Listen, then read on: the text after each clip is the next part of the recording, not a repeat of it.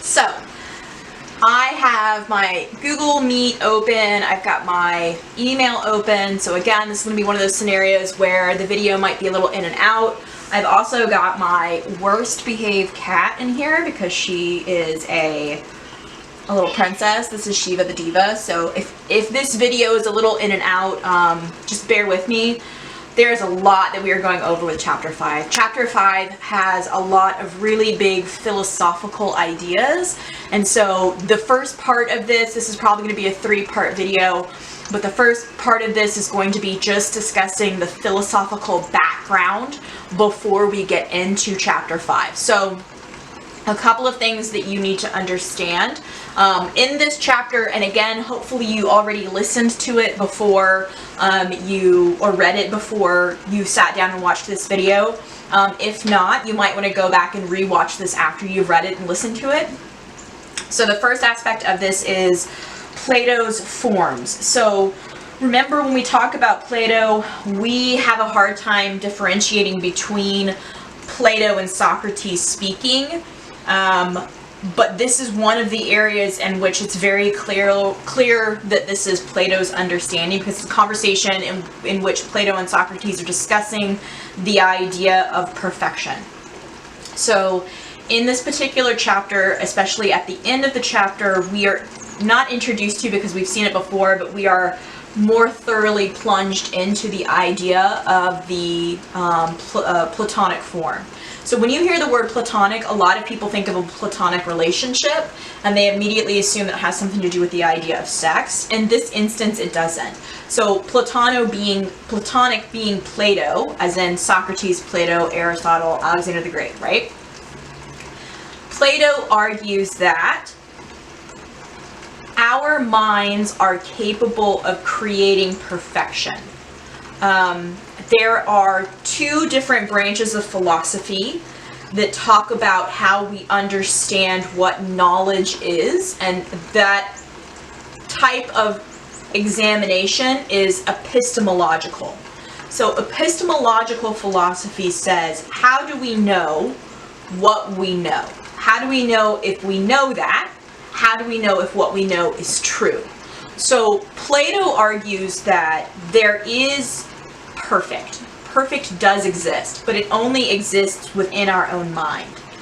And that our experience of the world can sometimes limit that understanding. So for example, if I'm imagining my perfect love, right? In my mind, that person has everything I can possibly need and anticipates everything that I need, and they are the perfect love that exists, right? And it doesn't necessarily have to be my love for a romance. It could be platonic love, could be something like my love for my family, or my love for my God, or my love for myself, right? All of those understandings of love. But because I have experienced the different separations of love in my life, that can sometimes limit my ability to create that construct in my brain. So if I'm supposed to create within my brain a platonic understanding of love, most likely it's going to have all of those things kind of rolled up together into one.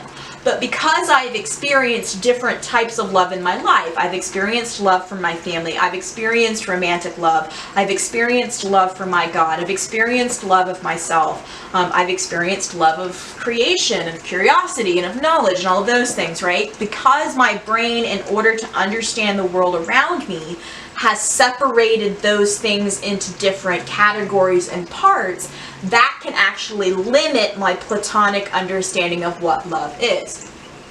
So why does that matter? Here's why it matters. When we have a fantasy or an idea or a belief about something, we sometimes create this perfect ideal that can never actually be realized in the natural world. So it's like this. Imagine that you are getting ready to have your 18th birthday. and you have everything that you can possibly think of planned for your 18th birthday, and there's no limits, right? You can be wherever you want, you can be whenever you want, you can have as many people as you want, you can spend as much money as you want, your perfect 18th birthday. So imagine it in your brain, right? Your 18th birthday rolls around and you've planned everything perfectly. It doesn't matter, even if you have no monetary limitations, no time limitations, no space limitations, the realization of that day, just by the day happening, will never live up to your ideal. Something is going to happen. Something is not going to live up to the expectations, because that's the nature of our mind.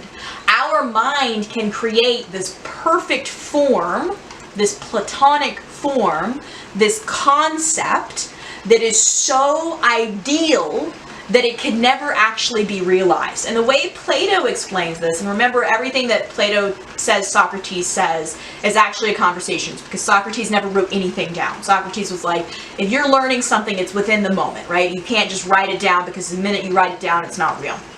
It's neither here nor there. So the way that Plato describes it is this. Imagine in your brain, yes, I hear you, Shiva. Imagine in your brain the perfect horse. Okay, whatever that horse, we live in Milton, you should know about horses. Whatever that horse is, the perfect color, the perfect temperament, the perfect athletic ability, everything that you can possibly imagine about that horse.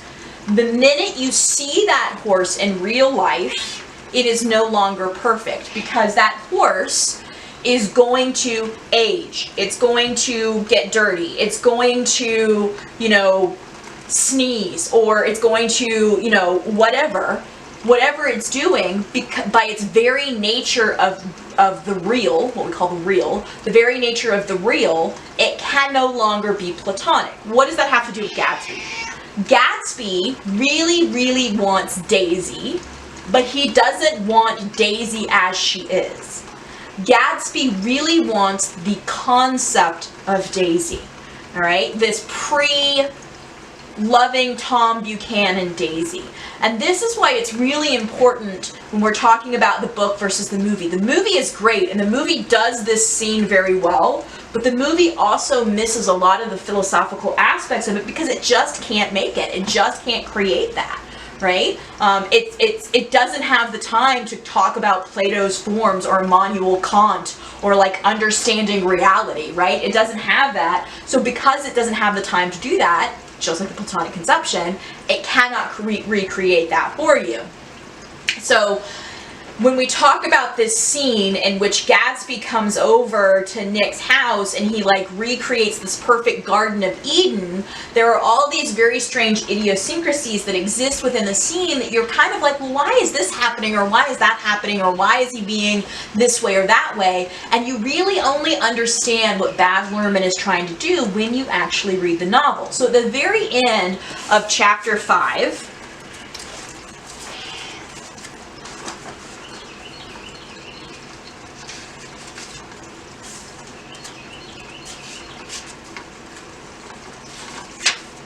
at the very end of chapter 5, it says, "They had forgotten me, but Daisy glanced up, held out her hand. Gatsby didn't know me now at all. I looked once more at them, and they looked back at me, remotely, possessed by intense life. Then I went out of the room and down the marble steps in the rain, leaving them alone together." So, and it was right before this paragraph too.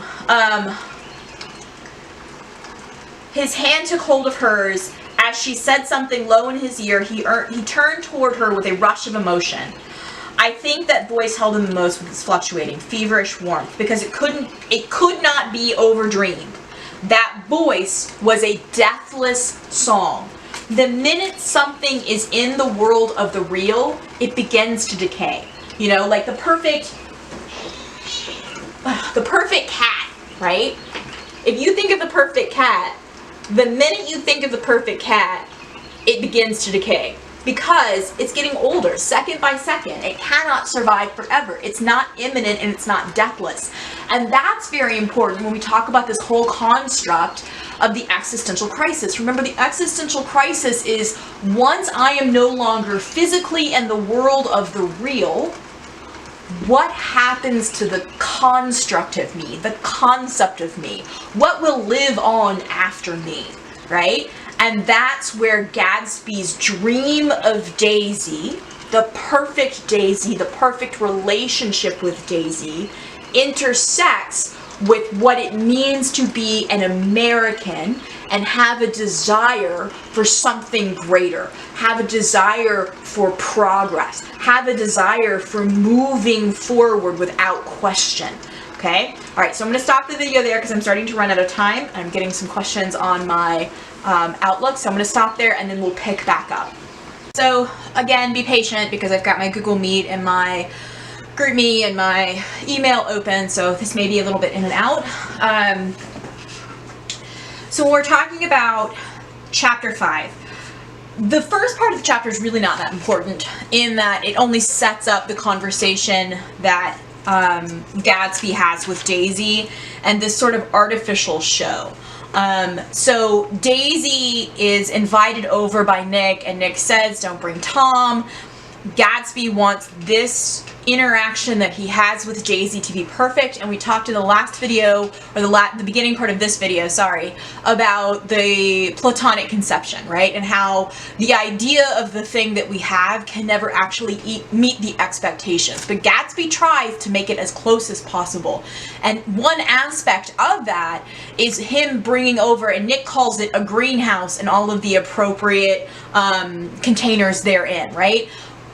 Baz Luhrmann does this really well in the movie. Baz Luhrmann brings this idea of Gatsby recreating the Garden of Eden in Nick Carraway's house, okay?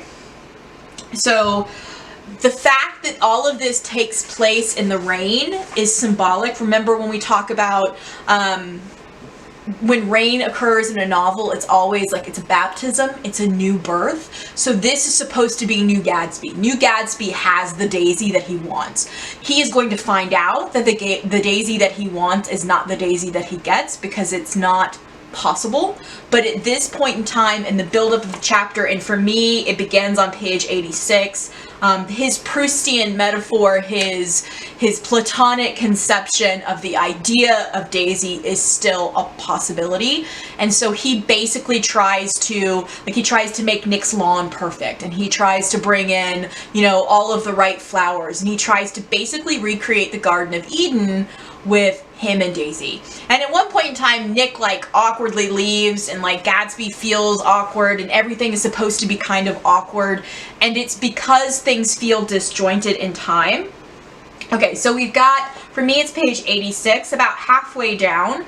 It says, Gatsby, his hands still in his pockets, was reclining against the mantelpiece in a strained counterfeit of perfect ease. So he's trying to look as though, and again, Baz Luhrmann does this very well, he's trying to look as though he's like very cool and nonchalant, right? But it's almost like that Ricky Bobby, like, I don't know what to do with my hands kind of thing. Like he is trying to look cool, but in so doing, he messes it up. And it gets even more interesting. His head leaned back so far that it rested against the face of a defunct mantelpiece clock. That mantelpiece clock is a symbol.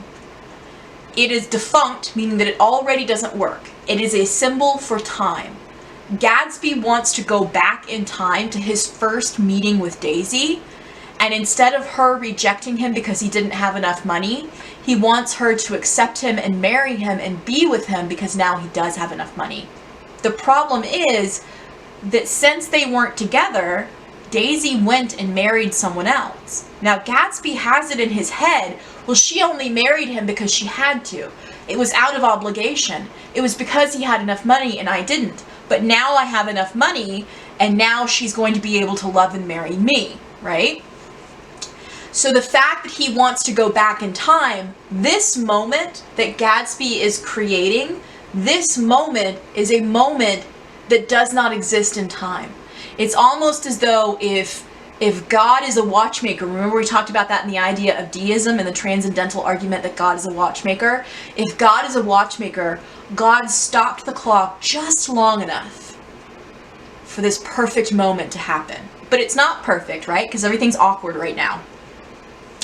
The physician, through his distraught eyes, stared down at Daisy, who was sitting, frightened but graceful, on the edge of a stiff chair. So for the first time, we see Daisy have some real emotion. Remember, Nick constantly talks about how her voice and her mannerisms and everything is very fake because Daisy acts very cool and very nonchalant. But for the first time, it's almost as though that facade slips and we see Daisy and she's just, right? And she has some real emotion for the first time because she is in this room with Gatsby and she realizes who he is and she realizes the potential of this meeting and she has a real emotion, right? So there's authenticity for her.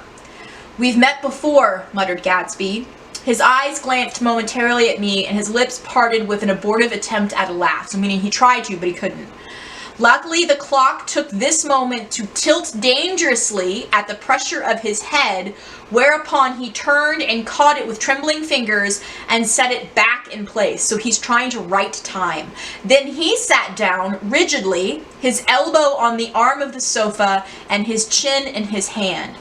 "I'm sorry about the clock," he said. So when he's apologizing about the clock, he's sorry about breaking time. He's sorry about the distortions of time. He's sorry about the past.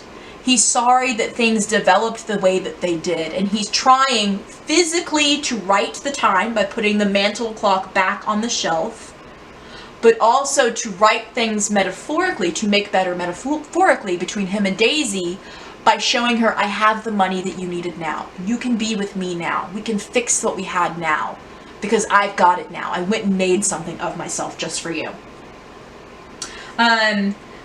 My own face had now assumed a deep tropical burn. I couldn't muster up a single commonplace out of the 1,000 in my head, meaning that Nick is so thrown off by this, he doesn't know how to make small talk. He can't be artificial at this point. Then he says, "It's an old clock, so it's old time, doesn't matter." I told them idiotically. I think we all believed for a moment that it had smashed into pieces on the floor. So there is this weird slip where everyone is like, time has stopped and we're writing time together, meaning to make better. We're writing it, we're making it better. But also time seems to be broken into a million pieces and we're sort of apologizing for it, right? The question then becomes, wait a minute, why, if this is happening, if Fitzgerald's goal is to show that there is this slip in time, that everything is perfect, and there is this meeting between Gatsby and Daisy, and the two of them are talking together and meeting together, why is Nick still there? That's weird and awkward. And it's because that is the branch, it's the breach, it's the chasm, it's the separation and the Proustian metaphor, because we only see this story through Nick Carraway's eyes. Remember, Immanuel Kant talks about the idea of our whole world is limited by our experience of it. So I referenced earlier the idea of Immanuel Kant, and he talks about this. Fitzgerald knew about Immanuel Kant because he references Kant's cathedral. In this chapter, he talks about it. Immanuel Kant was a German philosopher, and Immanuel Kant tried to prove reality is real, the way that its phenomenology is the branch of philosophy. Only if you're an AP Lit and AP Lang kid do you need to know phenomenology and the idea of reality.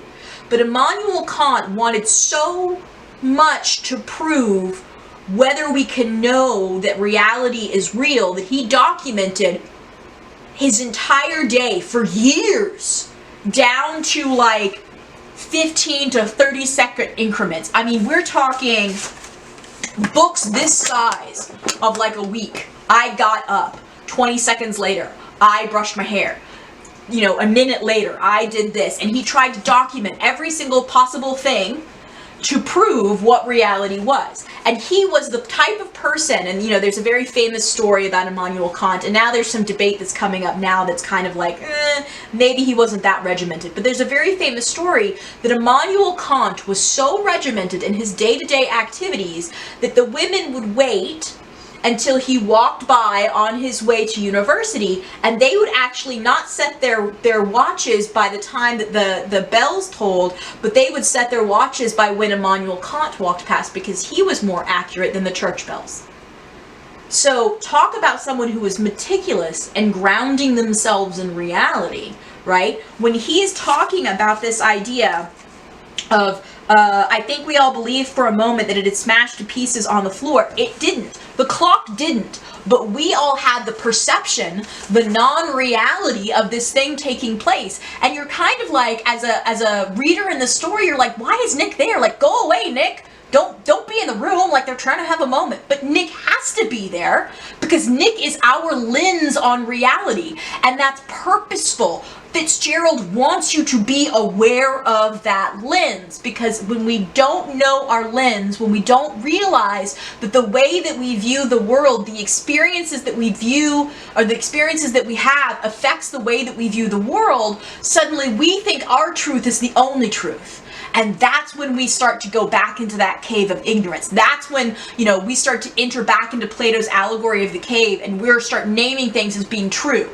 We have to be aware that just like Nick is a lens, just like Nick is a filter, just like Nick and these two characters can misinterpret these things, we as the reader seeing the world through Nick's eyes are suddenly aware of the fact that, like, this may be a limited view. Just like when Nick transposed time and he was like, I don't know, I guess this happened, maybe it did, I was drunk, I don't remember. When we as readers are like, well, that doesn't make any sense, I don't understand that.